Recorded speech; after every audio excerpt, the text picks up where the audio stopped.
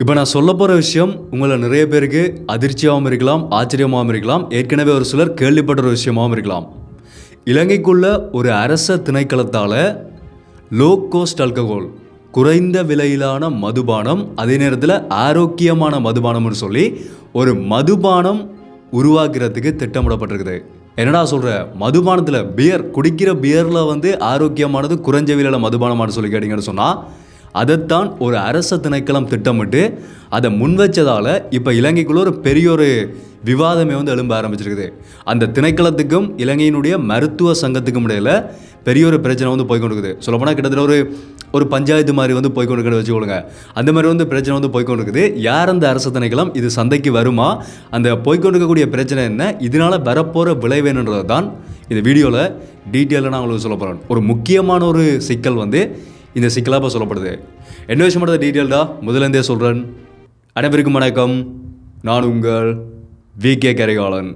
அதுக்கு முதல் என்னோட சேனலுக்கு இப்போ தான் யாராவது புதுசாக வந்து பார்த்து கொண்டு சொன்னால், இனிமேல் சப்ஸ்கிரைப் பண்ணலன்னு சொன்னால் மறக்காமல் சப்ஸ்கிரைப் பண்ணி அந்த பெல் ஐக்கனை கிளிக் பண்ணி ஆல் ஆப்ஷன் வச்சுக்கொள்ளுங்க. அப்போ நான் அப்லோட் பண்ணக்கூடிய இந்த மாதிரியான இன்ஃபார்மேட்டிவ் வீடியோஸ், அந்த மாதிரி நியூஸ் அனலைஸ் அப்டேட்ஸ் எல்லாமே தொடர்ச்சி அவங்களுக்கு உடனே நோட்டிஃபிகேஷன்ஸ் வரும். அதே மாதிரி யாராவது நான் பர்சனலாக ஃபாலோ பண்ண சொன்னாலும் இன்ஸ்டாகிராமில் போய் விகே கரிகாலன் சர்ச் பண்ணி சொன்னால் ப்ரொஃபைல் வரும், இங்கே மறக்காம ஃபாலோ பண்ணிக்கொள்ளுங்க. இந்த வீடியோவை லைக் பண்ணது மறந்தாங்க. வீடியோட கடைசியில் முடிஞ்ச வரைக்கும் இந்த தகவலை தெரியப்படுத்துறதுக்காக எல்லாருக்குமே இந்த வீடியோ ஷேர் பண்ணி விட்டுருங்க. ஓகே, போன வருஷம் 2024 டிசம்பர் மாதம் 19ஆம் தேதி, கிட்டத்தட்ட ஒரு 25 நாட்களுக்கு முதல் இலங்கைக்குள்ள லோ கோஸ்ட் ஆல்கஹால், குறைந்த விலையிலான மதுபானம், அதே நேரத்தில் ஆரோக்கியமான மதுபானத்தை அறிமுகப்படுத்த திட்டமிடுறோம்னு சொல்லி இலங்கையினுடைய கலால் திணைக்களத்தால் ஒரு அறிவித்தல் வெளியிடப்படுது. அதாவது ஊடகங்களுக்கு என்ன சொல்லப்படுதுன்னு சொன்னால், கலால் திணைக்களத்தினுடைய ஆணையாளரால் இலங்கைக்குள்ள இந்த சட்டவிரோத மதுபானத்தினுடைய அளவு, சட்டவிரோதமாக உருவாக்கப்படுற மதுபானங்களினுடைய அளவும் அதன் பாவனையினுடைய அளவும் அதிகரிச்சிருக்கிறதால இது ஒரு சமூகத்துக்குள்ள ஒரு பெரிய பிரச்சனையாக உருவாகி இருக்குது. அதே நேரத்தில் கலால் திணைக்களத்துக்கு வர வேண்டிய 30% வருமானம் இந்த சட்டவிரோத மதுபானங்களால் பாதிக்கப்படுதுன்னு சொல்லி அதற்கான ஒரு மாற்றீடாக, ஒரு பதிலீடாக நாங்கள் குறைஞ்ச விலையிலான அதே நேரத்தில் ஆரோக்கியமான மதுபானத்தை உருவாக்கி சந்தைப்படுத்தலாம் என்ற ஒரு திட்டத்தை வந்து நாங்கள் ஒரு திட்டமிடலாம் திட்டமிடுறோம் என்று சொல்லி ஒரு விடயத்தை வந்து இலங்கையினுடைய கலால் திணைக்களம் ஊடகங்களுக்கு தெரியப்படுத்துகிறார்கள். அதாவது இந்த திட்டத்தினுடைய முழுமையான ஒரு அடிக்கோடிட்ட சில முக்கியமான விஷயங்கள் என்னென்னு சொன்னால், ஹைலைட் பண்ணப்பட்ட விஷயங்கள் என்னென்னு சொன்னால், இந்த திட்டம் வந்து சட்டவிரோதமாக உருவாக்கப்படுற இந்த கசிப்பு உற்பத்தி என்ற ஒரு உற்பத்தி இருக்குது தானே, அது மிகப்பெரிய ஆபத்தான ஒரு மதுபானம். அதை குடித்தா வந்து உடலில் பெரிய அளவிலான விளைவுகள் ஏற்படும். ஏன்னு சொன்னால், எந்த விதமான ஒரு பாதுகாப்பும் இல்லாமல் அதுக்குள்ளே என்னென்ன விடயங்கள் உள்ளடக்கப்படுதுன்னு சொல்லியே அந்த தெரியப்படுத்தாமல் உருவாக்கப்படுற ஒரு சட்டவிரோதமான மதுபான உற்பத்தி தான் கசிப்பு உற்பத்தின்றது. அது வந்து பெரிய அளவில் இப்போ பரவலாக நிறைய இடங்களில் காய்ச்சப்படுறதால அது ஒன்று சமூகத்துக்கும் ஒரு பெரிய ஒரு சீர்கேடான விஷயமா இருக்குது. நிறைய பேர் அதுக்கு அடிமையாகி கொண்டு போகிறார்கள். குறைஞ்ச விலையில் அந்த மதுபானம் கிடைக்கிறதால அதுக்கு வந்து அடிமையாகிறார்கள். ரெண்டாவது, சமூகத்துக்கும் அது ஒரு பிரச்சனையாக இருக்குது. அடுத்தது வந்து இலங்கையினுடைய கலால் திணைக்களத்துக்கு வர வேண்டிய வருமானத்தில் 30% இதனால் பாதிக்கப்படுது.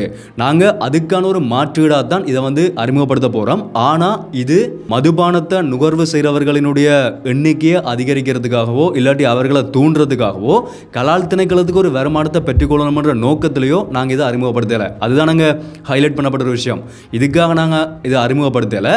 இந்த சட்டவிரோத உற்பத்தியை வெறுமையாக அந்த சட்டவிரோதமாக காய்ச்சக்கூடியவர்களை பிடிக்கிறதால மட்டுமே எங்களால் அதை கட்டுப்படுத்த முடியலை. அது தொடர்ச்சியாக நடந்து கொண்டே இருக்குது. அதுக்காக இப்போ குறைஞ்ச விலையில் தானே அந்த மதுவுக்கு அடிமையானவர்கள் அதை கேட்கிறார்கள். அதனால நாங்கள் குறைஞ்ச விலையில் அதே நேரத்தில் ஆரோக்கியமான ஒரு மதுபானத்தை நாங்கள் அறிமுகப்படுத்தினோம்னு சொன்னால் அதை கட்டுப்படுத்துறதுக்கான ஒரு வழிமுறையாகவும் இருக்குமென்ற மாதிரி தான் ஆணையாளரால், கலால் திணைக்களத்தினுடைய ஆணையாளரால் இந்த விடயம் வந்து சொல்லப்படுது.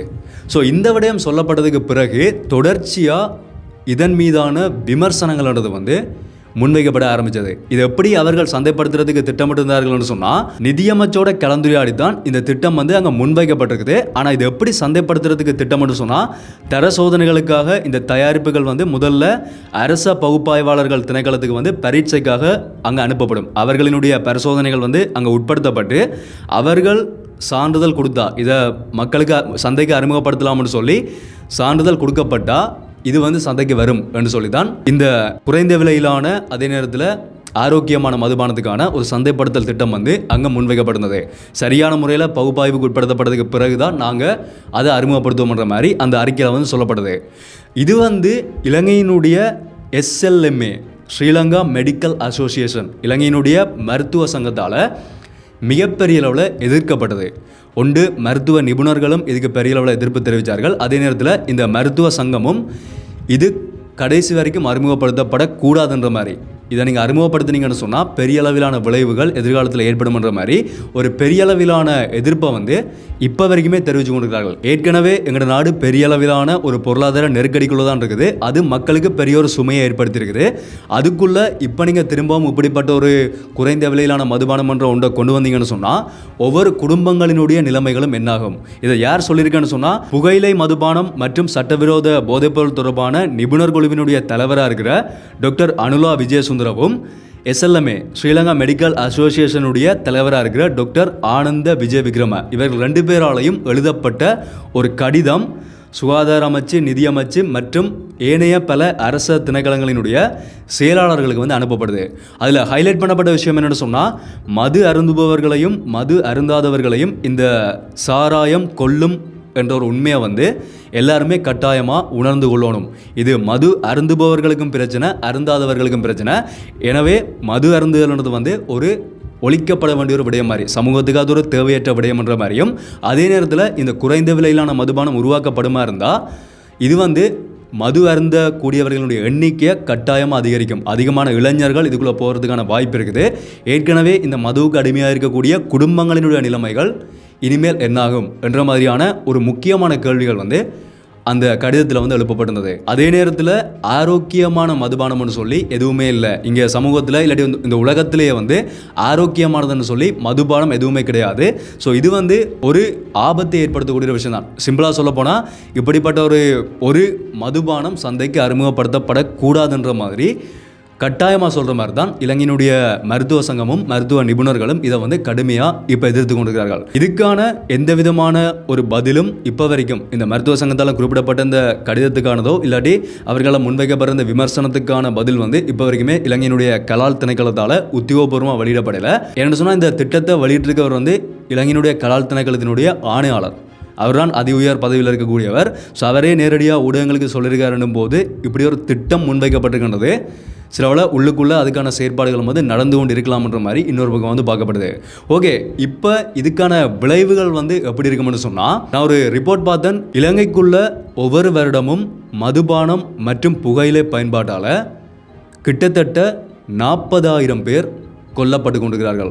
இந்த 2 பாவனையாலையும் மதுபானம், புகையிலை, சிகரெட் எல்லா பாவனையும் சேர்த்து 40,000 பேர் உயிரிழந்து போய் கொண்டிருக்கிறார்கள். அது ஒன்று அவர்களினுடைய தாங்கள் சொந்தமாக பயன்படுத்துகிறபடியா லிவர் கட்டு போய் இல்லாட்டி உடல் சம்பந்தமான பிரச்சனைகள் வாரபடியாக உயிரிழந்து போய் கொண்டிருக்கிறார்கள். அடுத்தது வீதி விபத்துக்களால், இந்த மதுபான பாவனையினால் வீதி விபத்துக்களால் அந்த வீதி விபத்தை ஏற்படுத்தக்கூடிய வாகனத்தினுடைய சாரதி குடிச்சிருந்தா அங்கே முன்னால் விபத்தில் சிக்கக்கூடிய சாதாரண மக்கள் அங்கே உயிரிழந்து போய் கொண்டிருக்கிறார்கள்.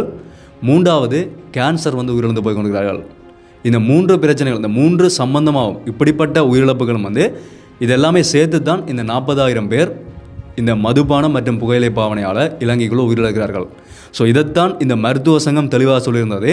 மதுபானம்ன்றது அதை நுகர்வு செய்கிறவர்களுக்கும் பிரச்சனை, நுகர்வு செய்யாதவர்களுக்கும் பிரச்சனை.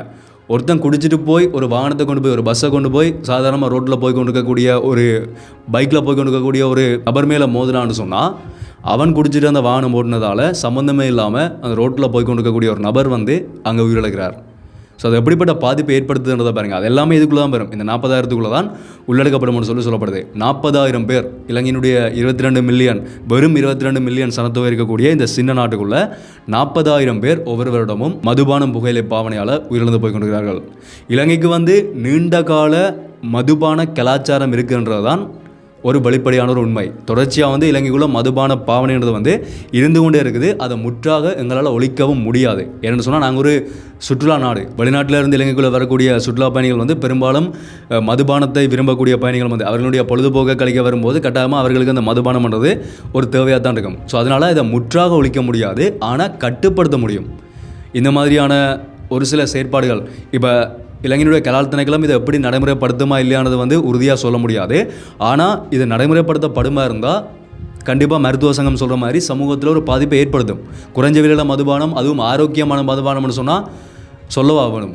ஏற்கனவே அது பெரிய ஒரு பாதிப்பை ஏற்படுத்தும் தெரிஞ்சு இவ்வளவு 1000 பேர் இவ்வளவு மில்லியன் கணக்கான மக்கள் அதை நுகர்வு செய்கிறார்கள்னு சொன்னால் இதில் ஆரோக்கியமானதுன்றதை வேறு அங்கே சொல்லிவிட்டால் அதை மருத்துவ பகுப்பாய்வுக்கு உட்படுத்தப்பட்டு அது உறுதிப்படுத்தப்படுமா இருந்தால் கண்டிப்பாக அது தூண்டுற ஒரு விடயமாகவும் இருக்கலாம்.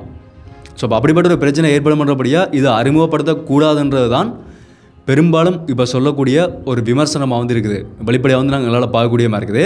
தொடர்ச்சியாக இந்த மதுபானம் ஒருவேளை அந்த சட்டவிரோதமான மதுபானத்தை கட்டுப்படுத்துறதுக்கு வேறு ஏதாவது வழிகளை யோசிக்கலாமே தவிர இப்படி ஒரு மதுபானத்தை இங்கே உருவாக்கி அறிமுகப்படுத்துறதால இது சமூகத்துக்குள்ளே ஒரு பாதிப்பை தான் கட்டாயமாக ஏற்படுத்தும்.